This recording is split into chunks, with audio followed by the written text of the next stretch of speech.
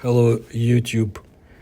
Qin Shi Huang was the emperor who reigned between 221 and 210 before Common Era. And he was of the Qin dynasty. He was the creator of the first unified Chinese empire. However, it collapsed less than 4 years after his death. I believe some refer to him as the first emperor, the man who made China Qin dynasty emperor. Qin Shi Huang laid the basic structure of China's political system for more than 2,000 years.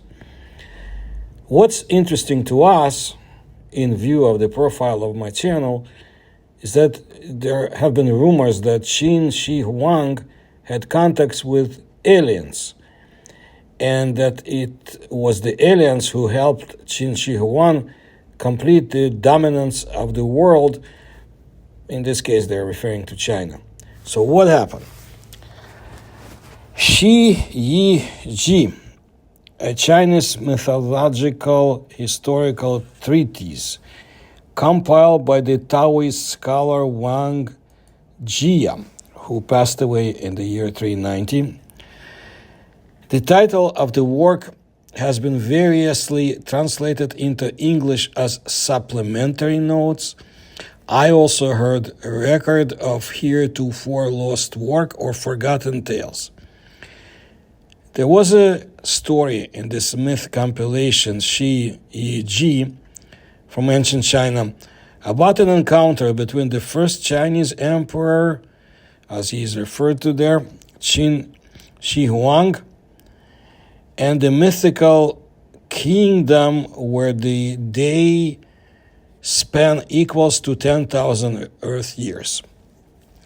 The text, written in simplified Chinese, is roughly translated as people of one coup arrived in a spiral ship.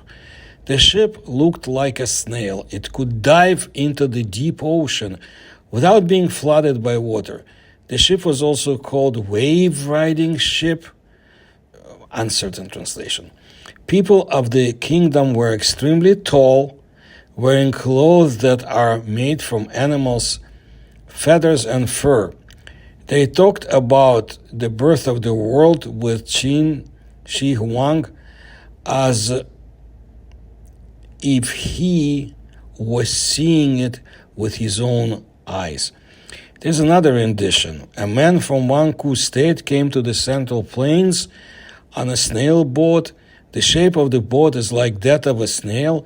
It could dive to the bottom of the sea and it could travel. Water could not penetrate it. It is also called a longbow boat. People in the country it arrived from are 10 feet long.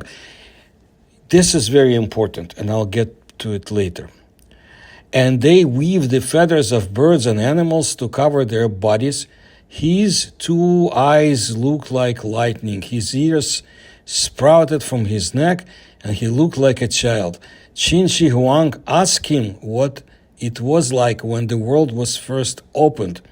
He saw it as clearly as if he had seen it with his own eyes.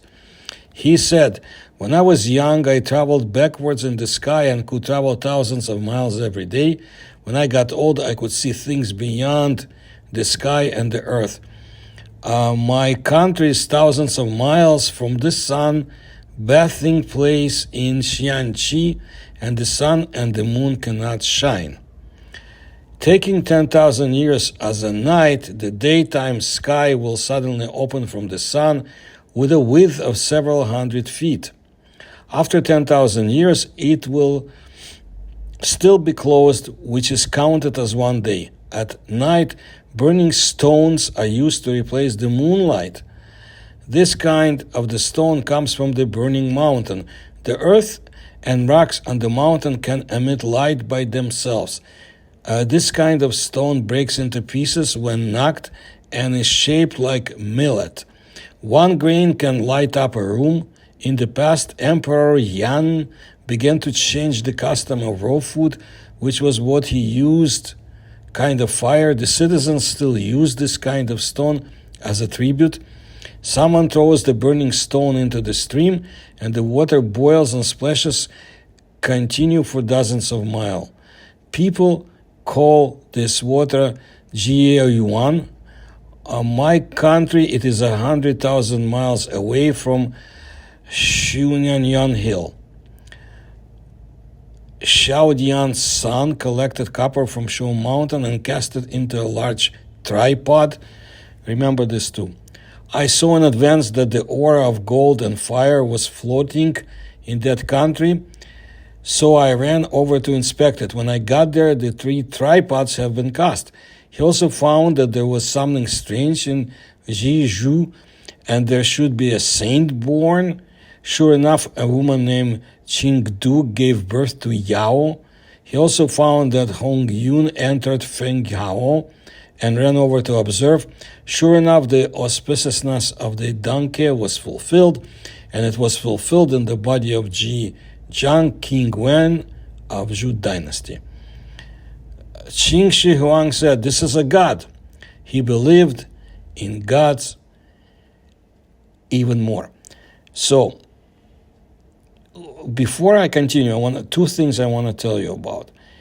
The size of the aliens, reported aliens or purported aliens, 10 feet. I've been doing research of the Baikal humanoids from early 1990s. After Colonel Steinberg, I was the second one basically to work on it. And kudos to him, the late Colonel Steinberg, who brought the news about this event to the Russian media. I promoted it in the English-speaking media and so forth, and have been doing my research for decades. The aliens described there were about 9 feet tall, maybe a little bit even taller. So just remember that. As for the tripods, well, look at my video about the Yellow Emperor and the adventures, should I say, of his assistants, aliens, on our planet, specifically in China, and the tripods. So the excerpt above comes from Wang Jia's supplementary notes of the southern and northern dynasties. According to the collection of myths and strange novels, supplementary notes, the people of Wang Ku arrived in that spiral boat. The shape of the boat was like a snail, and it sinks to the bottom of the sea without being immersed in the water. It is called on the wave boat. The people of the country are 10 feet long, and they weave the fur of birds and beasts to cover their shapes. The words of the first emperor and the opening of the sky and the earth is like seeing it with one's own eyes. They also possess astonishingly high efficiency energy.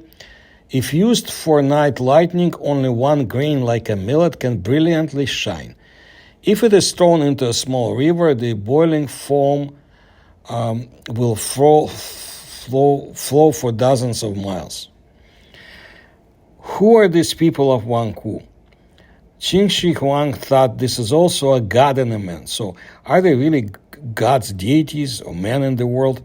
Throughout the ages, many scholars have been puzzled by this record.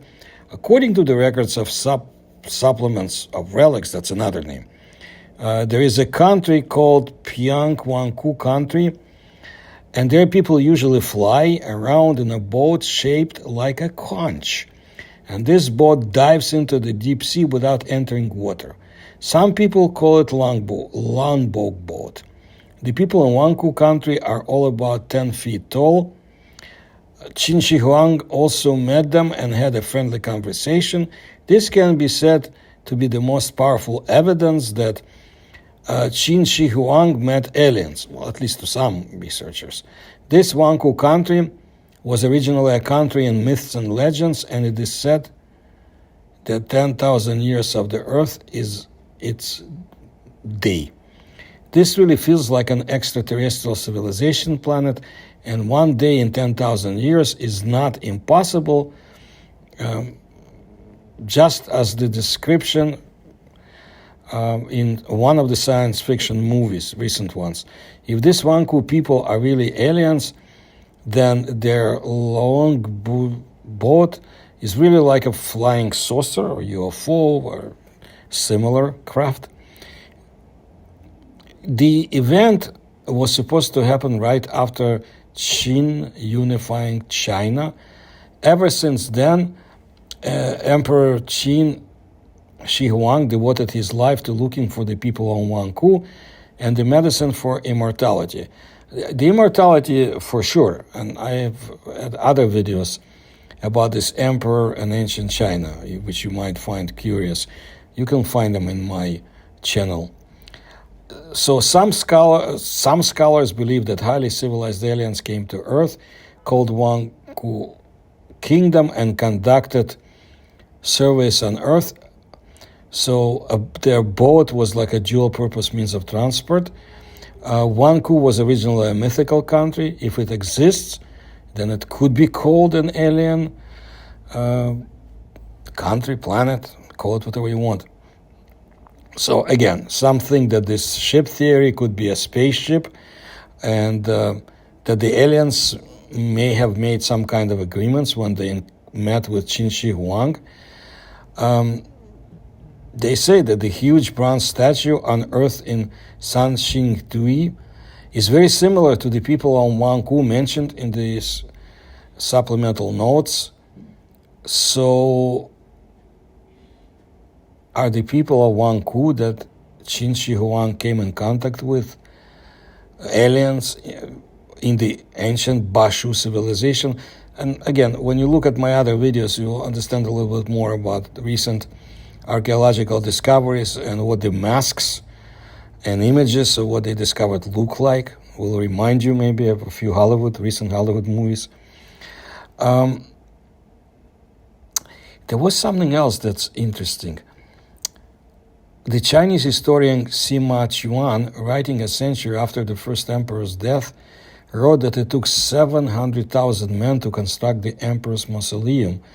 A batch of bronze swords was unearthed in the second Yongkang of the terracotta warriors and horses of the Qin Shi Huang. These bronze swords have 8 sides with less than 1 hair on each side. It's pretty precise. What else is impressive about them? Amazingly, these bronze swords have not rusted over the past 2,000 years and are still very sharp and shiny when unearthed. All swords are coated with a 10-micron layer of chrome metal, but extracting chromium is very difficult. It has a melting point of about 4,000 degrees Celsius and was invented in Germany in 1937. Incredibly, the Qin dynasty was able to use this technology more than 2,000 years ago. It must have something to do with aliens, according to Chinese observers, at least some of them.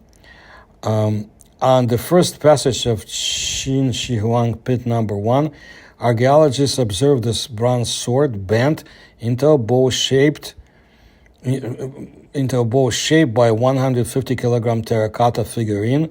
The curvature exceeds 45 degrees. When the terracotta figurines were removed, the bronze sword rebounded immediately and became very straight. It's a metallurgist's dream, basically. Shaped memory alloys which unexpectedly appeared in ancient tombs more than 2,000 years ago. This is a technology that even contemporary technology cannot produce. These swords may have been given to Qin Shi Huang by aliens, or may have been taught Qin Shi Huang these techniques to help Qin Shi Huang unify the world, again referring to China. Sima Qian once described a very strange thing in the history book. In the 38th years of King Qin, an extraterrestrial meteorite struck at a high speed in the eastern suburbs of Qinyang city.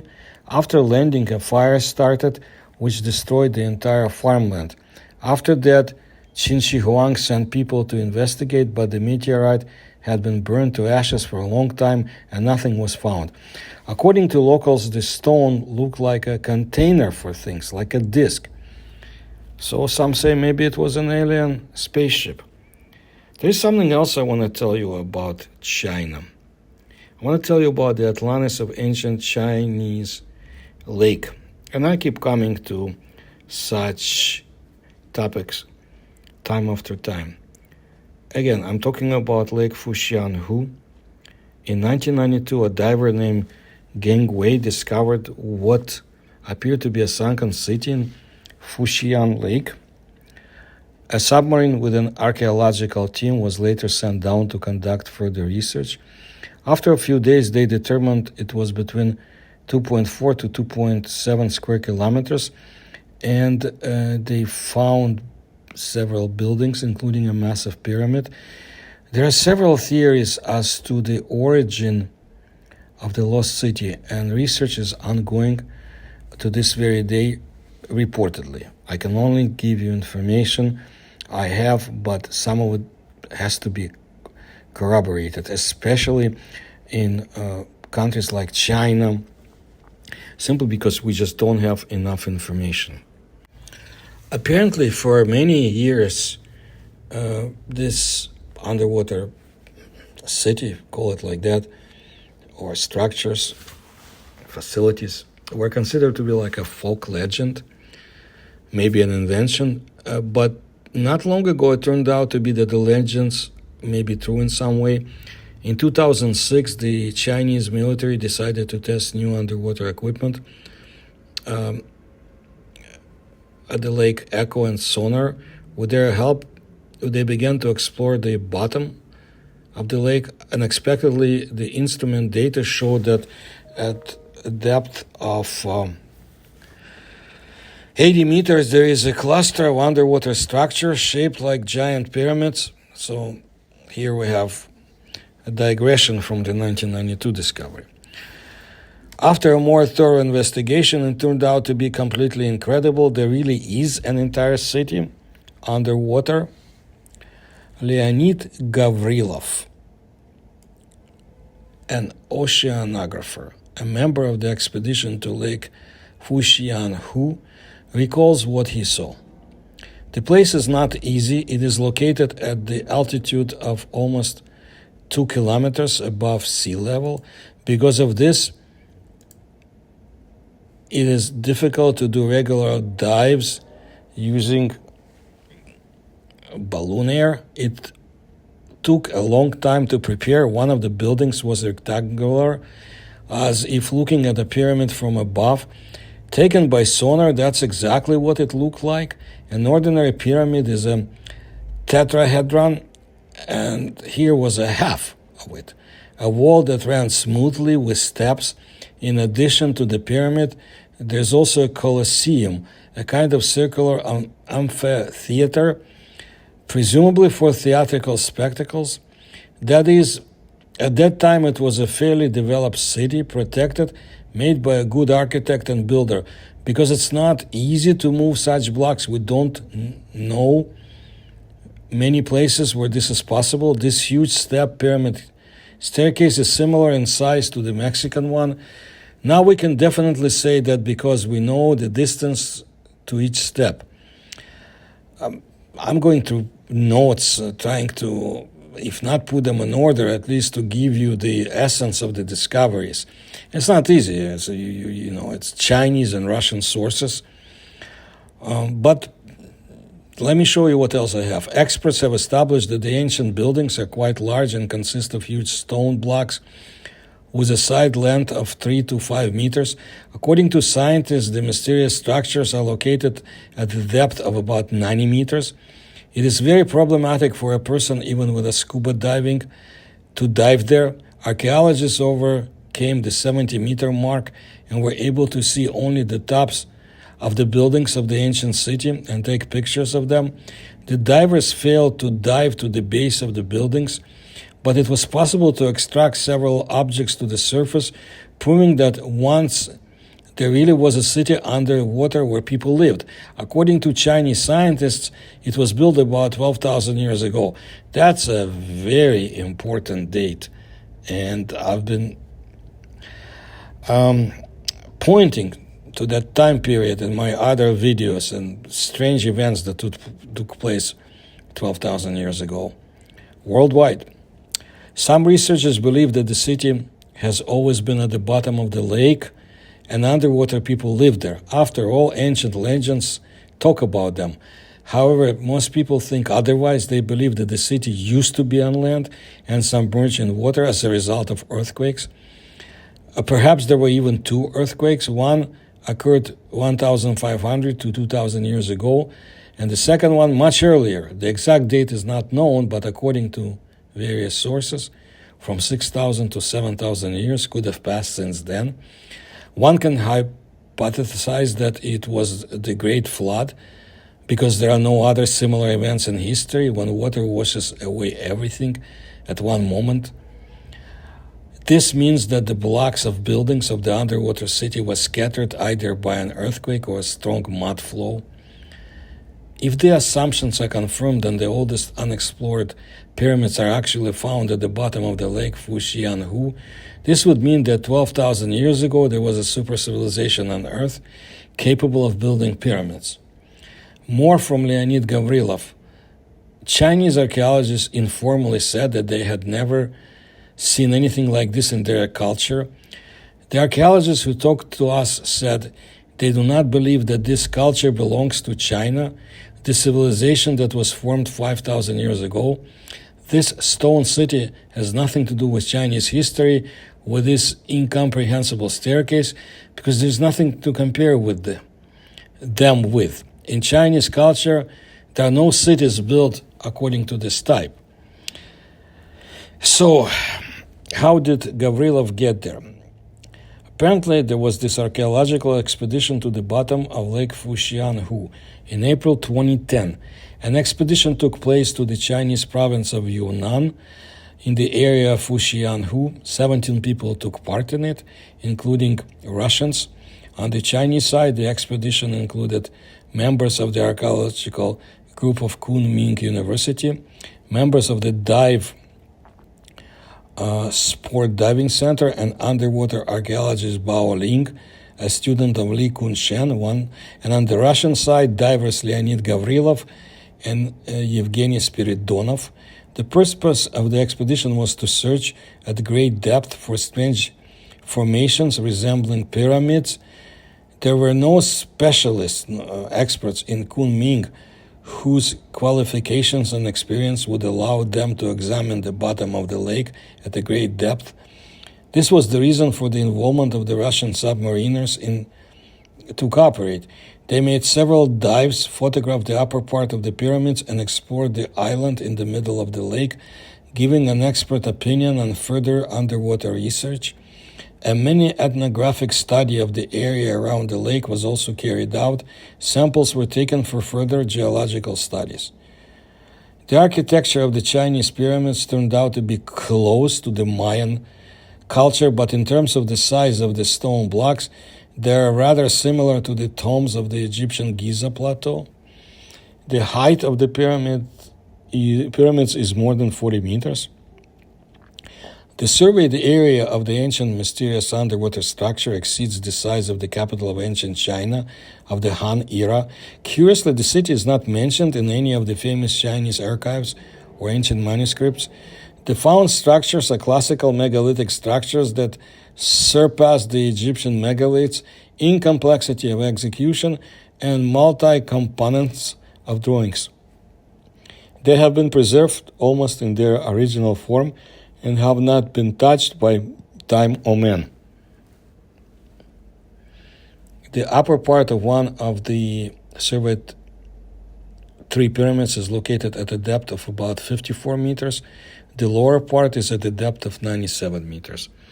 As expected, Lake Fuxian, is of tectonic origin, the very approximate age of structure dates back to 5 to 12,000 years before Common Era. Based on the conducted underwater research, the study of materials, as well as ethnographic and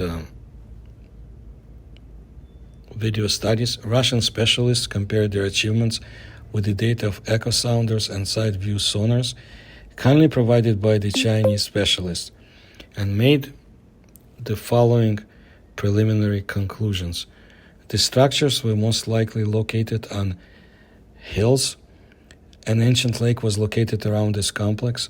Its depth did not exceed 30 meters, but tectonic shifts over time have caused irreversible changes and movements in the earth crust, and the city, built on a natural geological fault, turned out to be doomed.